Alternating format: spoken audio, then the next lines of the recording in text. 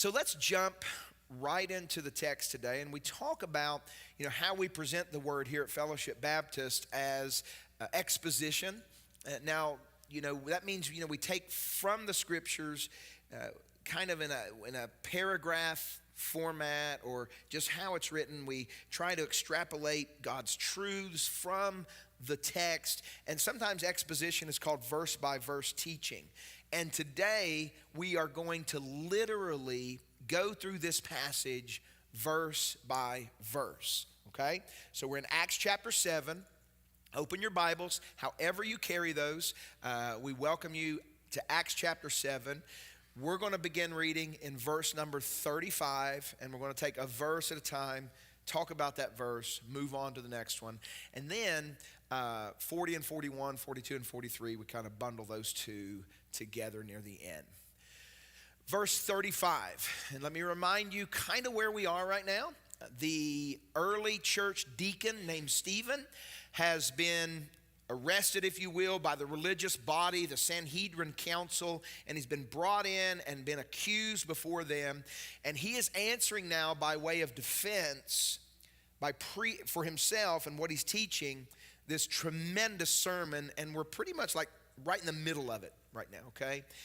And he talks about now this Moses, speaking of the history of Israel way back when Moses was there, whom they rejected, saying, "Who made you a ruler and a judge?" This man God sent as both ruler and redeemer by the hand of the angel who appeared to him in the bush. And may God add his blessing to the reading of his word this morning.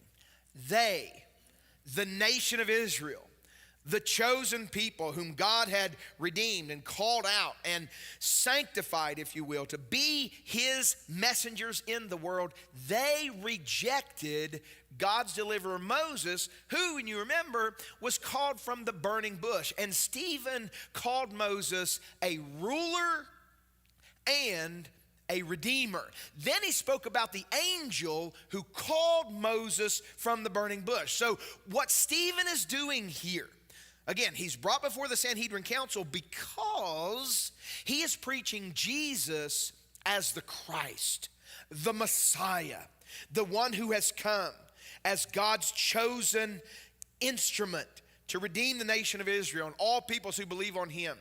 And what he's doing in his dialogue here, he is drawing a great parallelism between Moses and the angel.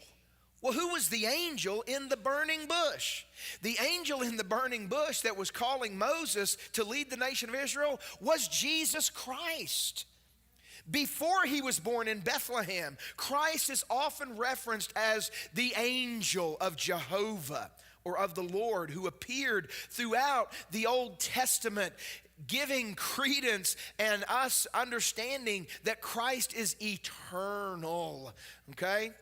So there's great parallelism being drawn here. Verse 36, this man, Moses, led them out, performing wonders and signs in Egypt and at the Red Sea and in the wilderness for 40 years. So he says, look, our people rejected him, but Moses did signs and wonders when he was in Egypt with the plagues, did at the Red Sea when it parted, and even in the wilderness for 40 years. He did all these wonderful signs and wonders and amazing things, and the people still rejected God's deliverer, Moses.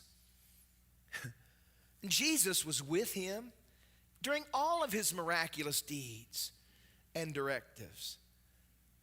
Indeed, Moses did wonders and signs. But did that bring the people to believe? Pastor Jacob's smart. No. They did not believe. 10 plagues, parting the Red Sea, 10 commandments, bread raining from heaven, 40 years of warmth on cold desert nights, and water gushing from a rock. Even when snakes were sent to destroy the people, poisonous snakes to kill them, God told Moses, put a serpent on a pole. It's the medical symbol, if you will, that we even have today. And he said, put that serpent on a pole, and if someone's bit by a poisonous snake, if they just look at the pole, they'll be healed. Very few of the people who witnessed all these amazements that Moses did believed. So, put this in your pipe and smoke it. Signs and wonders may make people excited, but the mundane, abiding presence of God is to what we are invited. Verse 37, this is the Moses who said to the Israelites, God will raise up for you a prophet like me from your brothers. So, what's Stephen saying? Just like they rejected Moses, you are rejecting Jesus. He's the divine deliverer. And by this high testimony and praise of Moses, Stephen is rebutting the main charge for which he was on trial. Back in Acts chapter 6 and verse 11, it says before Peter started answering them that they secretly instigated men who said, we have heard him speak blasphemous words against Moses and against God. He says, look, man, I am not dissing Moses.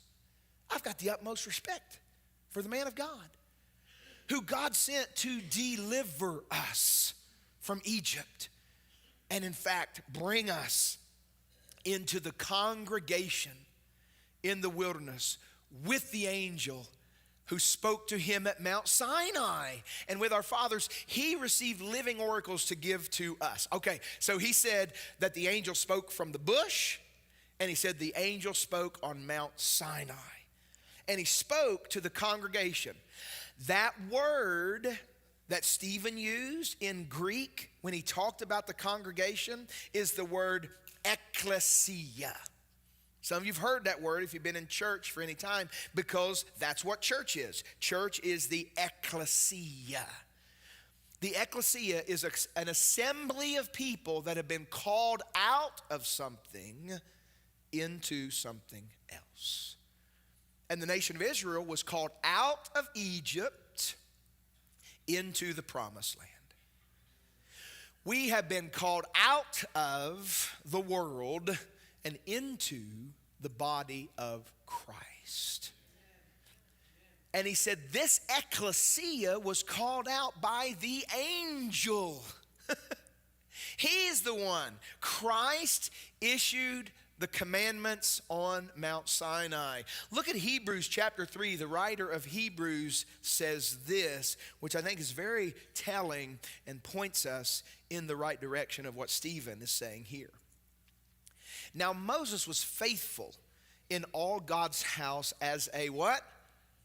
Servant. To testify to the things that we were to be spoken when? Later. Stephen's saying, look, Moses back then, you rejected him, and this is now Christ is that prophet that Moses said would come like him, but different. Verse 6, but Christ is faithful over God's house as a what? Not a servant, a son. In the same image, the same likeness, sharing the very nature of the Father.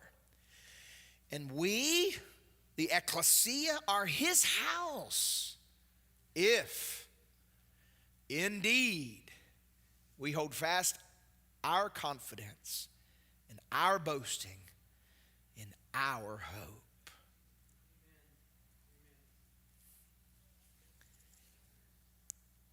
It's like some people, they get on this thing, like, do you believe once in grace, always in grace?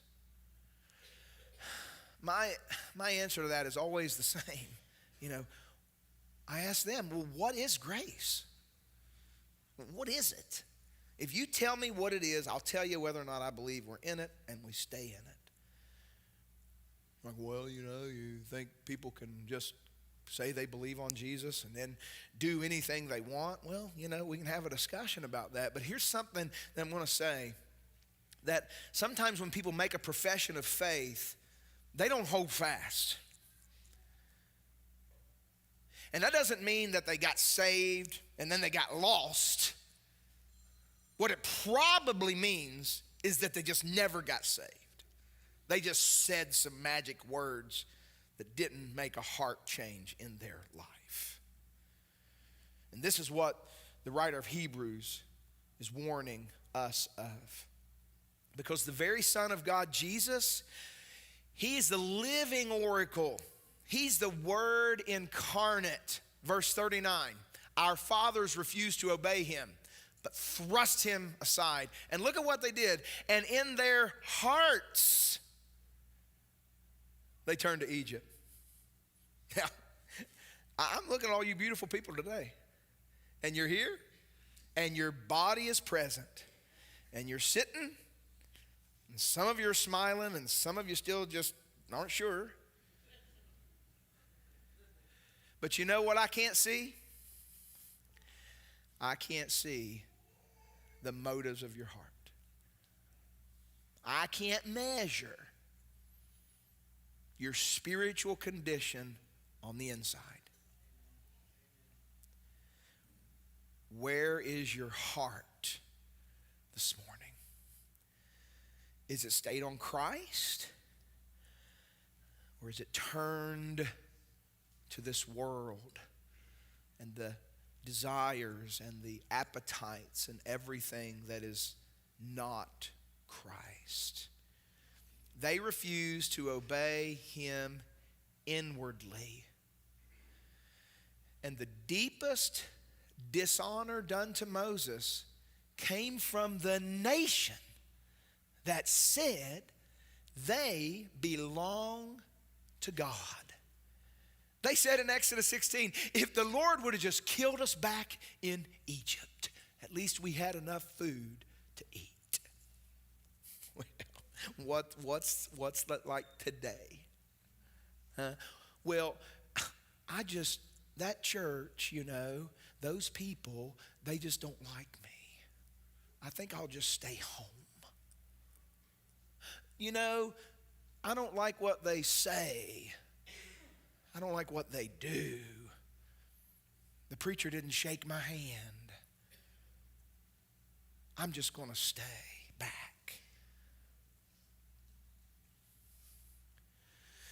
The writer of Hebrews says, remember your leaders.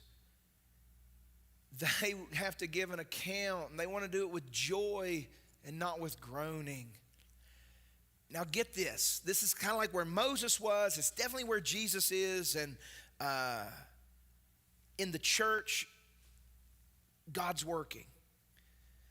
But God's messengers should, and we make every effort to present the freedom of mercy provided by the hand of God. But we must issue a woe and a warning to those who reject Christ's life, His love, and His liberty only to remain or to return to the bondage of self-indulgence and self-willed guidance.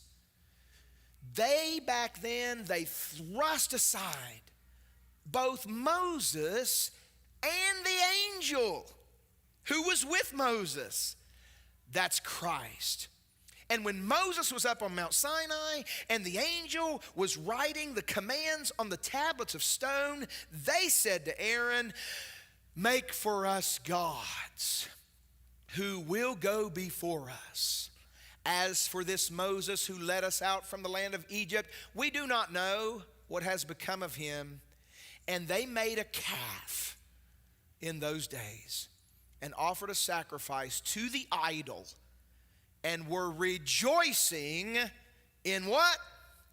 The works of their hands. To how many gods will you continue to bow? The universe, the earth, and even now, a how now brown cow. And during Moses' brief absence, he was up in the mountain. They saw the smoke, they saw the cloud, they saw the thunder, but they began to make for themselves their own gods to worship. They said, we'll do it our way, before Sinatra ever did. And these days, so many people clamor, claim, testify. Well, I can serve God however I want to, outside of church and away from that strict Bible teaching. Oh yeah? You can? I'd like a chapter and verse on that one. It might be an Oprah 15:7, but it's not in the Bible.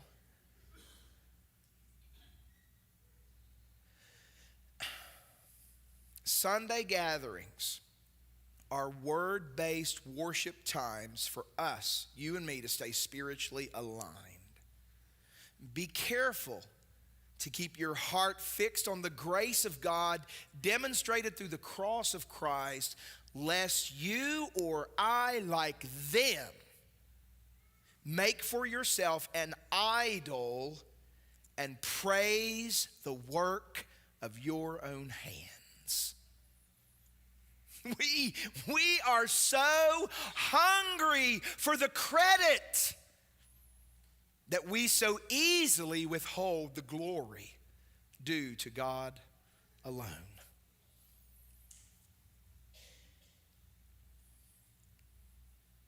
But God turned away.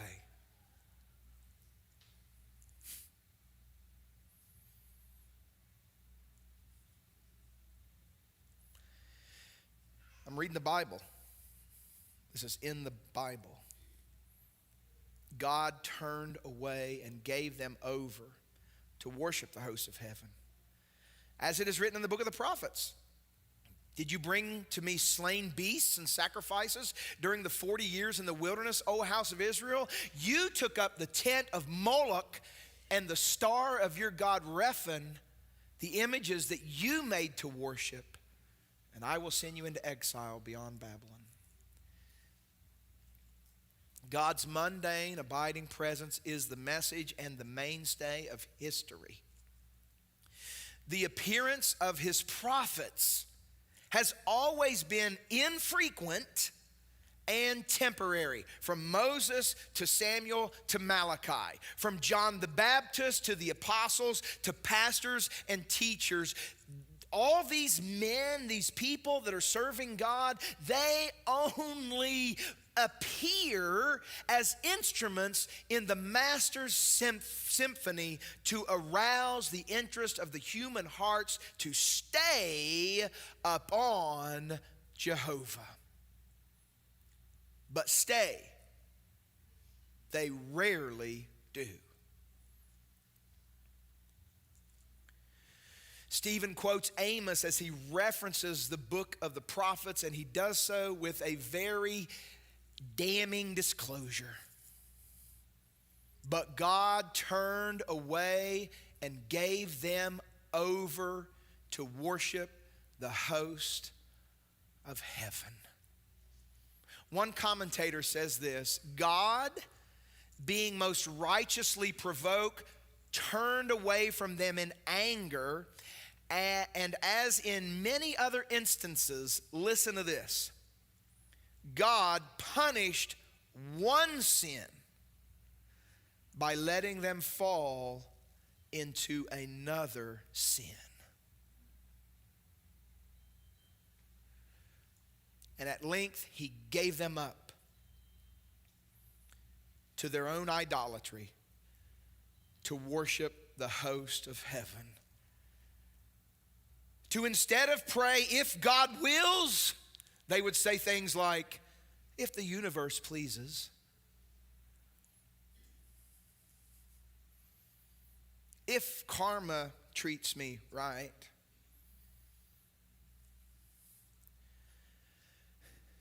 They knew God.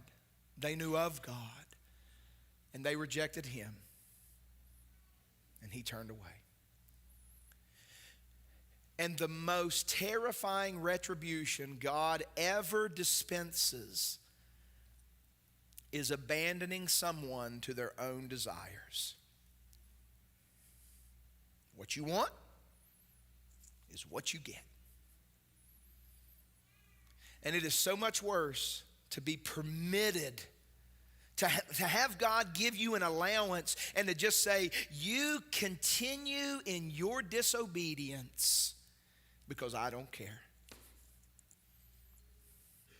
Beware that if you refuse God's deliverer and you reject his commands, he may very well turn away and let you have your way if you don't want his will.